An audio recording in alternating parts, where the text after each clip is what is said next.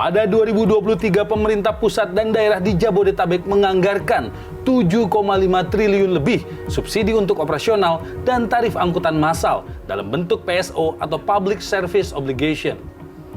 Jumlah ini digunakan untuk melayani jutaan masyarakat Jabodetabek yang menggunakan transportasi umum.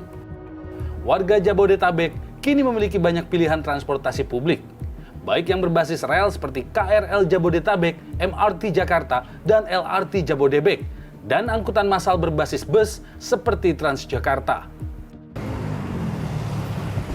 Meski warga Jabodetabek kini sudah memiliki banyak pilihan transportasi publik, nyatanya keberadaan transportasi publik itu belum menjawab salah satu masalah kronis di kota ini, yaitu adalah kemacetan atau kepadatan kendaraan.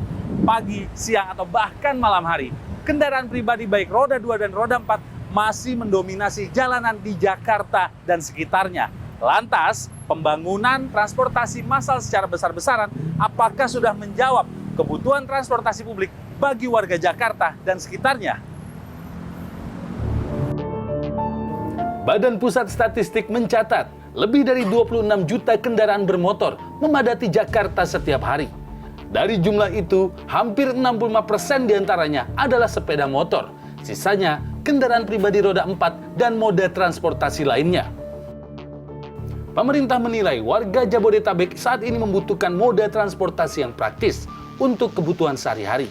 Sayangnya, saat ini hal itu bisa didapatkan dengan kendaraan pribadi. Transportasi publik di Jakarta sebenarnya cukup banyak diminati, baik dari yang tarifnya tergolong murah seperti KRL dan Transjakarta, maupun jenis transportasi baru dengan tarif yang tergolong lebih mahal seperti MRT dan LRT.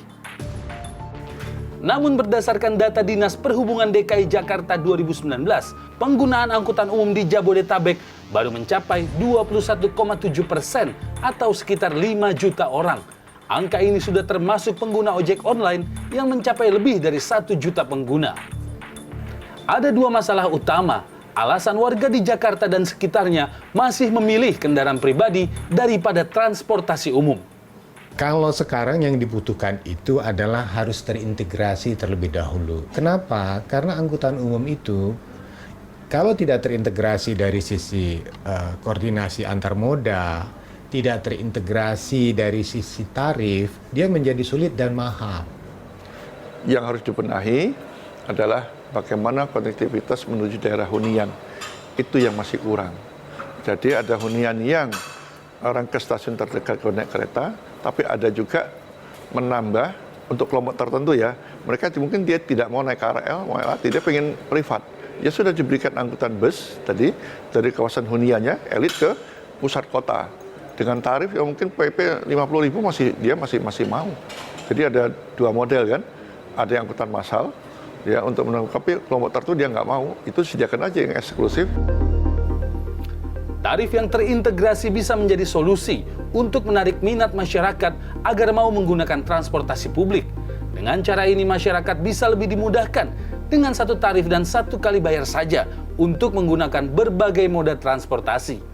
Kementerian Perhubungan menyebut wacana ini sudah mulai dipikirkan dan akan menjadi pembahasan dalam beberapa tahun ke depan. Ya, kami sebagai regulator memang tentu harus kerjasama dengan stakeholders ya, pemerintah daerah, para aplikator ojek, kemudian operator transportasi massal untuk bisa bagaimana akhirnya integrasi tarif bisa kita capai. Sudah mulai dirancang, pembicaraan sudah banyak dilakukan, tapi tadi memang banyak tantangan, tapi yang jelas kami memang ke arah sana, Mas. Secara umum, konstruksi rancangan transportasi publik di Jakarta sudah ke arah yang benar. Hanya saja, pemerintah perlu membangun iklim transportasi yang bisa menjangkau area di luar kota Jakarta dengan harga yang ramah di kantong para pekerja. Tim Liputan, CNN